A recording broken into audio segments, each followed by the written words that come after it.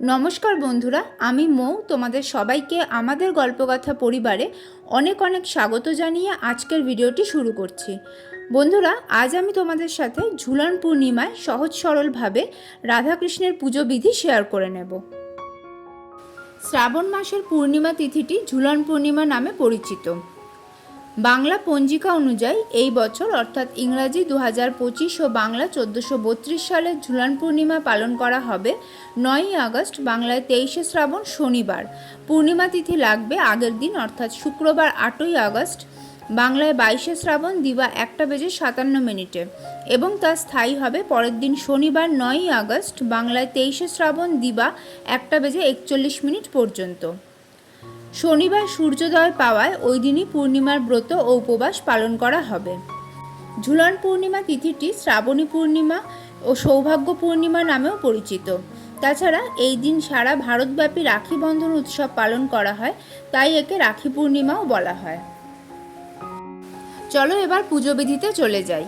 পুজোতে বসার আগে আমি নিজের মাথায় এবং পুজোর সব উপকরণে গঙ্গাজল ছিটিয়ে নিয়েছি, আর পুজোর ফুল, মালা, তুলসী পাতা ইত্যাদিতে গঙ্গাজল, অগরু, কর্পূরের গুঁড়ো এবং চন্দন লাগিয়ে নিয়েছি।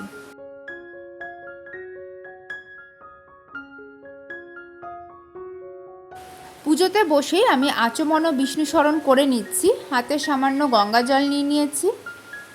নম বিষ্ণু, নম বিষ্ণু, নম বিষ্ণু। ওং অপবিত্র পবিত্র বা সর্বাবস্থাং গতঃ পিবা যশ্বরেত পুণ্ডরিকাক্ষং সবাহ্য অভ্যন্তর সূচি, নমসূচি, নমসূচি, নমসূচি। পুজোর শুরুতেই আমি রাধা গোবিন্দের উদ্দেশ্যে ধূপ ও দীপ ধরিয়ে নিয়েছি। আমি এখানে তেলের প্রদীপ ধরিয়েছি, তোমরা চাইলে ঘিয়ের প্রদীপও ধরাতে পারো। প্রদীপে আমি হলুদ রঙের সলতে ব্যবহার করেছি এবং সামান্য একটু কর্পূরের গুঁড়ো প্রদীপে দেওয়া আছে।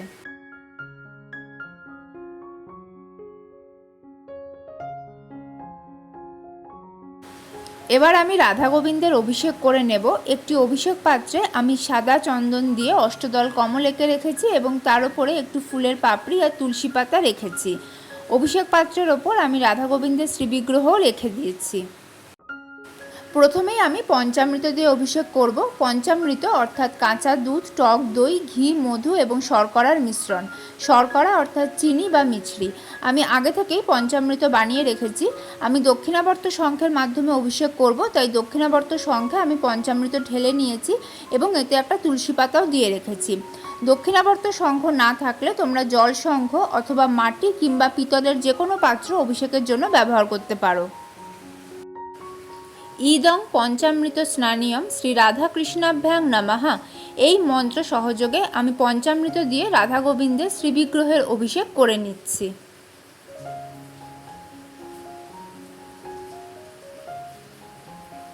বন্ধুরা, আমার কাছে যে রাধা গোবিন্দের বিগ্রহটি আছে সেখানে গোমাতাও আছেন। আমি পঞ্চামৃত দিয়ে গোমাতারও অভিষেক করে নিচ্ছি।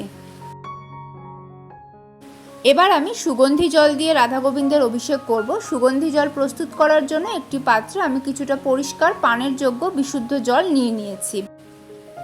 এর মধ্যে প্রথমেই দিয়ে দিচ্ছি একটু জাফরান। জাফরানের পরিবর্তে তোমরা গুঁড়ো হলুদও দিতে পারো। এরপর দিচ্ছি একটু অগরু। এরপর দিচ্ছি সামান্য সাদা চন্দন। দিচ্ছি কিছুটা গোলাপ জল। আর সবশেষে এর মধ্যে আমি দিয়ে দিচ্ছি একটু কর্পূরের গুঁড়ো। দক্ষিণাবর্ত শঙ্খে আমি সুগন্ধি জল নিয়ে নিয়েছি এবং এর মধ্যে একটা তুলসী পাতাও দিয়ে দিয়েছি। ইদং গন্ধোদক স্নানিয়ম শ্রী রাধাকৃষ্ণাভ্যাং নমঃ, এই মন্ত্র সহযোগে আমি সুগন্ধি জল দ্বারা রাধা গোবিন্দের অভিষেক করে নিচ্ছি।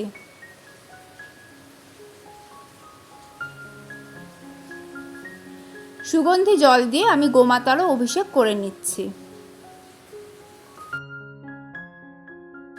এরপর আমি রাধা গোবিন্দের পুষ্পাভিষেক করে নিচ্ছি। জয় শ্রী রাধা গোবিন্দের জয়।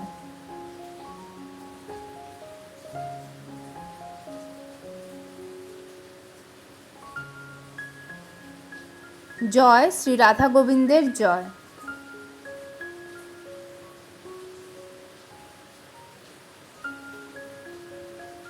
জয় শ্রী রাধা গোবিন্দের জয়। আমি গোমাতারও পুষ্প অভিষেক করে নিচ্ছি।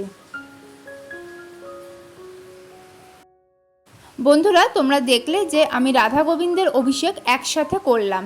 তোমরা যদি আলাদা আলাদাভাবে অভিষেক করো তাহলে অভিষেক মন্ত্রে শ্রী রাধা কৃষ্ণাভ্যাং নমঃ এর জায়গায় শ্রীকৃষ্ণায় নমঃ এবং শ্রী রাধিকায় নমঃ বলতে হবে।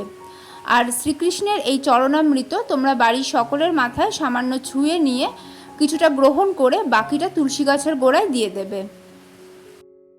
অভিষেক প্রক্রিয়া সমাপ্ত হয়ে যাওয়ার পর আমি রাধা গোবিন্দের শ্রীবিগ্রহ খুব ভালো করে পরিষ্কার করে নিয়ে পুজোর আসনে বসিয়ে নিয়েছি। আসনটি আমি আগে থেকেই প্রস্তুত করে রেখেছিলাম। একটা পরিষ্কার কাঠের জলচৌকির ওপর গঙ্গা জল ছিটিয়ে তার উপরে একটা হলুদ কাপড় পেতে নিয়েছি। কাপড়ের ওপর আরও কিছুটা গঙ্গা জল ছিটিয়ে ফুলের পাপড়ি, গোটা আতপ চাল এবং কর্পূরের গুঁড়ো সহযোগে আমি পুজোর আসনটি প্রস্তুত করেছি। প্রথমেই আমি রাধা গোবিন্দকে বস্ত্র নিবেদন করে দিচ্ছি। বস্ত্রস্বরূপ আমি মৌলি সুতো নিবেদন করছি, এতে সামান্য আঁচল লাগানো আছে। দেখো বন্ধুরা, শ্রীকৃষ্ণকে আমি একটি ময়ূর পালক নিবেদন করে দিয়েছি। এবার আমি শ্রীকৃষ্ণ এবং শ্রীমতী রাধা রানীকে সাদা চন্দনের তিলক পরিয়ে দিচ্ছি। গোমাতাকেও আমি সাদা চন্দনের তিলক পরিয়ে দিলাম। গোমাতাকে আমি সিঁদুরের তিলকও পরিয়ে দিলাম। রাধা গোবিন্দকে নিবেদন করার জন্য এই ছোট্ট কুশিতে আমি অর্ঘ্য সাজিয়ে নিয়েছি। কিছুটা পরিষ্কার জল, গোটা আতপ চাল এবং শ্বেত চন্দন সহযোগে ফুল, দূর্বা ও তুলসী পাতা দিয়ে আমি অর্ঘ্যটি সাজিয়ে নিয়েছি। বন্ধুরা, তোমাদের কাছে কুশি না থাকলে তোমরা পিতল বা তামার যে কোনো ছোটো পাত্রে অর্ঘ্য সাজিয়ে নিতে পারো। অর্ঘ্য সাধারণত যে কোনো দেবদেবীর হস্তে বা মস্তকে নিবেদন করা হয়। ইদং অর্ঘ্যং শ্রী রাধা কৃষ্ণাভ্যাং নমঃ।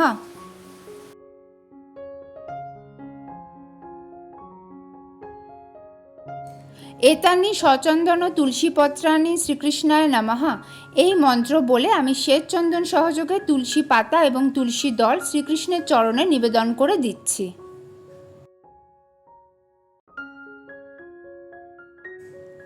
শ্বেত চন্দন সহযোগে একটি ফুলের মালা আমি রাধা গোবিন্দকে নিবেদন করে দিয়েছি।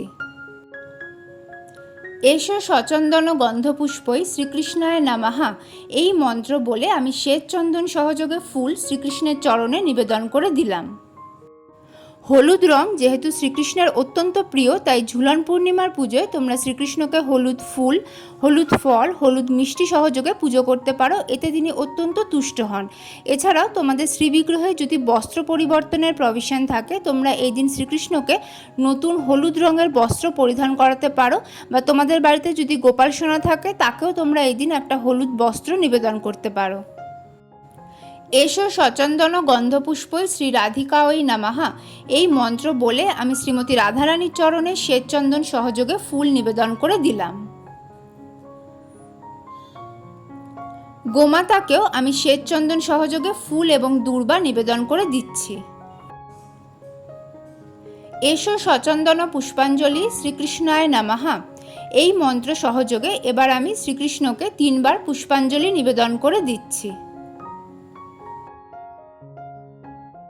হাত জোড় করে আমি শ্রীকৃষ্ণের প্রণাম মন্ত্র পাঠ করে নিচ্ছি।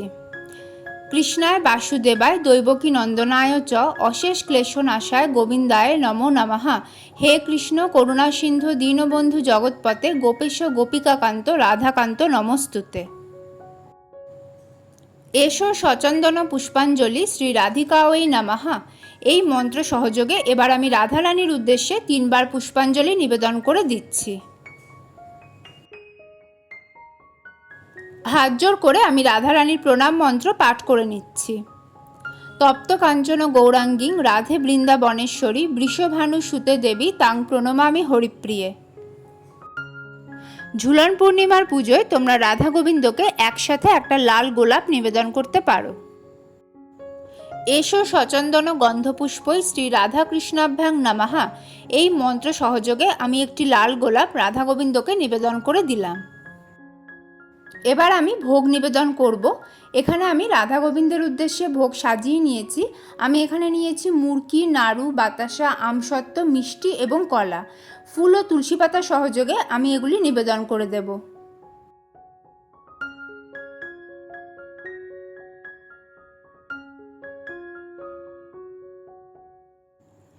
আমি পানীয় জল নিবেদন করে দিচ্ছি।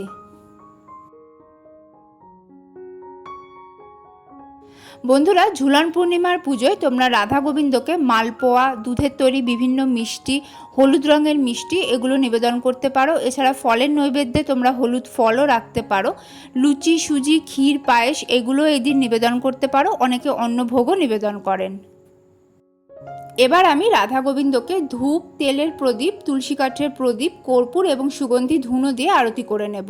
তুলসী কাঠের প্রদীপ অপশনাল, আমার কাছে শুকনো তুলসীর ডাল ছিল তাই আমি তুলসী কাঠের প্রদীপ বানিয়ে নিয়েছি। তোমরা এর পরিবর্তে ঘিয়ের পঞ্চপ্রদীপ দিয়েও আরতি করতে পারো।